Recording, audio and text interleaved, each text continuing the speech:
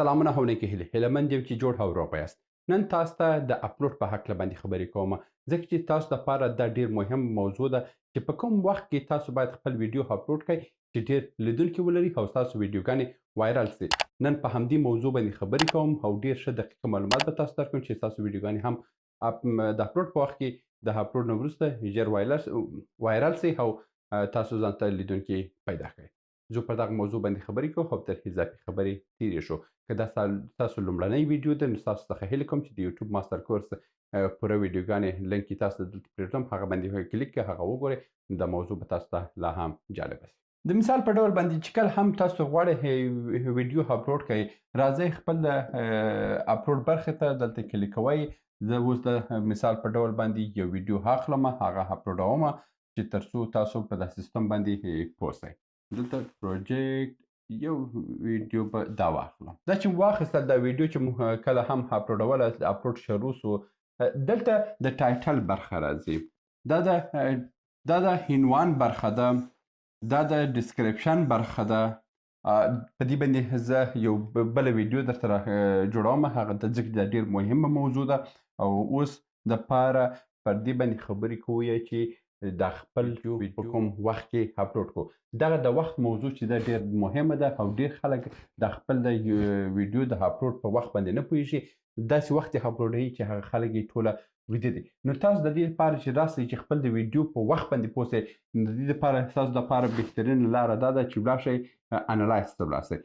انالایز برخې ته چې تاسو راغلی دلته راځئ هډینس ته راځئ. د هډینس برخې ته چې راغلی دلته راځئ ګورئ چې ستاسو لیدونکي په څو بجو باندې ډیر دي او کوم په وختو کې لږ دي.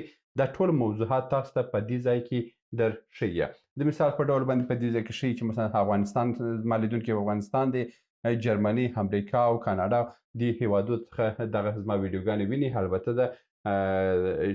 د درې برخې چینل سره دغه دی.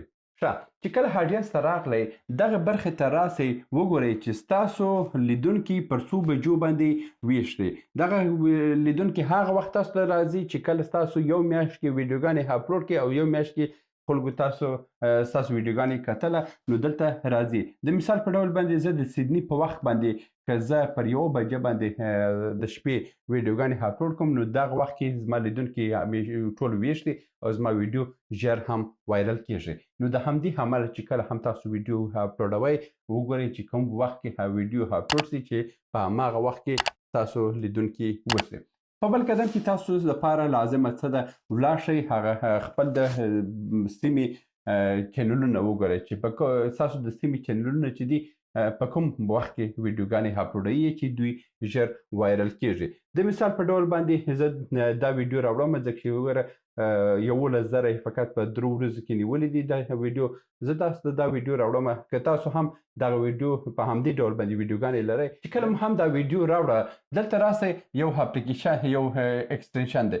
دغه اکسټنشن تاسو ته ښیي چې دا پر کوم وخت باندې دا اپلوډ سوې ده. دا د مثال په ډول باندې دلته یې ویلي دي چې تاسو په کوم منطقې چې هم اوسئ هغه منطقې کې تاسو وایئ چې اوس د سیدني په وخت کې پر 3 بجو باندې دا اپلوډ سوې ده. نو تاسو که هر د یوټیوب چینل چې مثلا په پښتو ژبه دی د یوسف جان چینل وګورئ. همدا ډول باندې په افغانستان کې چې کوم په پښتو ژبه باندې چینلونه دي هغه نه وګورئ. هغه چې وکتله په همدې اکسټنشن باندې د اکسټنشن د دې ځای څخه تاسو پیدا کولی سئ یوټیوب اپلوډ ټایم.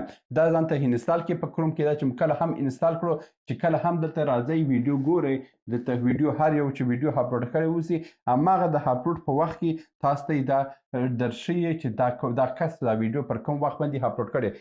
ځکه تاسو بې له دغه ځای بل هیڅ ځای باندې تاسو دا ویډیو نسئ پیدا کولی چې دا کس دا ویډیو په کوم وخت باندې اپلوډ کړې ده.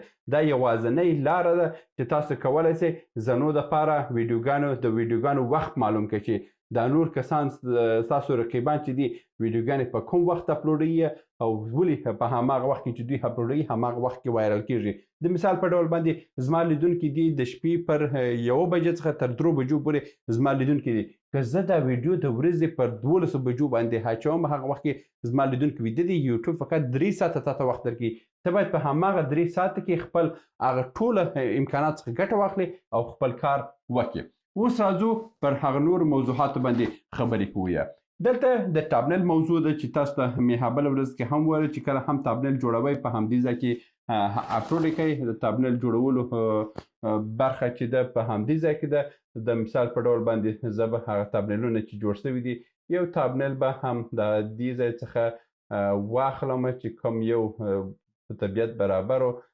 زه دا موضوع به واخله، هسې هم ګرمه ده دا موضوع. ښه، دا موضوع چې تابنیل چې دی واچوه، تابنیل ډیر مهمه ده ستاسو د ویډیو اپلوډ لپاره. که د تابنیل موضوع مو لیدل نه وي هغه ویډیو به تاسو دلته پرېږدم، هغه وګورئ چې تابنیل سره کوم جوړیږي. دا په موبایل کې هم تاسو ته یې پرېږدم او په کمپیوټر کې هم پرېږدم. دلته د پلی لیست برخه راځي. په پلی لیست کې تاسو خامخا پلی لیستونه جوړ کړئ، ځکه چې زیاتره کسان چې هم ویډیوګان راځي بیا ګوري دوی د بعضې کسان شته چې مثلا د نظامي برخې سره علاقه لري، بعضې سیاسي موضوع سره، بعضې څه شي د ټولو موضوعات. نو د همدې امله باندې خپل دغه موضوع وټاکئ. نو د همدې امله د پلی لیست ځان ته انتخاب کړئ، ځکه چې پلی لیست ډېر تاسو ته کار کوي. دلته چې کښته راغلی یو تر ټولو مهم موضوع دا ده چې د کډ موضوع تاسو باید ځان ته ونیسئ چې نو، یعنې که دلته که تاسو ولیکل چې دا د کډز دپاره دي، بیا ستاسو ویډیوګانې یوټیوب کډز ته ځي، او که هلته ریپورټس و چې یو کس ریپورټ کړي چې دا مثلا سیاسي موضوع یې راوړې ده په یوټیوب کډز کې راوړې ده، تاسو چینل بغیر له کوم حقدار یوټیوب مکمل له منځه وړي. نو د دې لپاره چې د بدې خطا ونه کړئ، یوټیوب کډز مو دلته نو ولیکئ، نو اټس ناٹ میډ فور کډز، یعنې دا د ماشومانو دپاره نه ده دا ویډیو. دلته چې کښته راسئ د ایډوانس برخه، په دې برخه کې بیا تاسو سندونه ټاکئ چې زما ویډیو مثلا د کوم سند دپاره جوړه سوې ده. که ستاسو ویډیو کې بعضې داسې موضوعات دي، بربنډ موضوعات دي، هغه کې باید تاسو خامخا ولیکئ چې دا د 18 کالو کښته موضوع ده. د مثال په ډول باندې ما د رحم سرطان په هکله باندې ویډیو جوړه کړې وه، هماغه ویډیو کې ما دا لیکلي نه وه، مګر یوټیوب هغه ویډیو یې مکمل نمبر ته ما څخه ډیلیټ کړه. نو دا موضوعات ته تاسو باید پاملرنه وکړئ چې زیاتره کسان بیا خپل یوټیوب چینلونه په همدې بعضې وړه اشتباهاتو باندې د لاسه ورکوي. ښه، دلته چې کښته راغلی بعضې کسان دی په خپل د یوټیوب ویډیوګانو کې اعلانات هم جوړوي، اعلانات هم خپروي. نو تاسو که دلته هم یو پردی لینک نشر کوئ، نو خامخا دلته یې ولیکئ چې دا ویډیو پروموشن لري، سپانسر سوی ده او د نورو سره زه دا څه لرم. په هماغه وخت کې خبره ده چې یوټیوب بیا خپل اعلانات په همدې موضوع باندې یو څه کموي، او که یوټیوب خبر سو چې ته اعلانات هم په دې کې خپروي، بیا ستاسو چینل په ډایډ لیست کې هست چې دا ستاسو دپاره ډېر خطر پېښوي. په دې کښته موضوعات کې چې دی دا زیاتره د اوس دپاره جوړ سوي دي چې د ای آی ویډیوګانې دي، دا پرېږدئ، په دې باندې هېڅ کار مه لرئ. دا کوم نور شیان چې دي مکملا په هغوی باندې کار مه لرئ. دلته راځي د ټګونو موضوع. دا ټګونه چې دي دا ټوله د سرچ سره تړلې موضوع ده، چې کله هم تاسو د یوټیوب موضوع سرچ کړئ، په اول کې زما ویډیو راځي، ځکه چې ما هغه ټګونه په صحیح ډول ورکړي دي، او په آخر کې د ټګ موضوع باندې بله ویډیو جوړومه. دلته ژبه ده، تاسو خامخا خپل د ویډیو ژبه انتخاب کړئ، او دا ژبه چې مو انتخاب کړه دلته سرټیفیکیټ موضوع چې ده، دا کیپشن سرټیفیکیټ چې دی دا هغه ژباړه ده. که تاسو ویډیو لیدلی اوسئ، دلته سی سی ورسره لیکلې ده، سی سی ورسره لیکلې چې کله هم کلیک هغه بیا تاسو ته په نورو ژبو باندې هم ژباړي. نو دلته چې راسئ د موقعیت د ثبت، دا ضرور نه ده چې تاسو په کوم ځای کې دا ویډیو ثبت کړې ده کې ورکوئ کې نه ورکوئ، او دلته استاندارد لیسانس ورکړئ یوټیوب.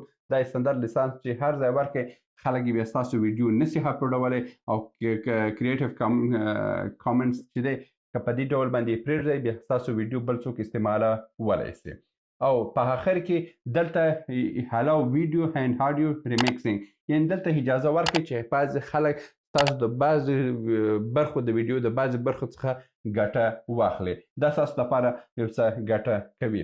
دا هغه موضوعات وه چې تاسو یې باید په نظر کې ولرئ چې کله هم ویډیو اپلوډوئ، ځکه چې دا ستاسو دپاره ډېر ضروري دي. دا د نن ورځې ویډیو چې دغه موضوعات ستاسو دپاره ډېر مهم دي. په راتلونکي ویډیو باندې تاسو د ډسکرپشن او عنوان په هکله باندې خبرې کوم چې څه رقم ډسکرپشن او عنوان ولیکئ، او ورسره به ټګونه به هم په هغه ویډیو کې یو ځای کوم چې څه رقم ټګ ډسکرپشن دا شیان چې تاسو وسې کړئ خپل یوټیوب کې ژر تر ژره ویډیو وایرل کړئ. دا د نن ورځې ویډیو، تر بیا مو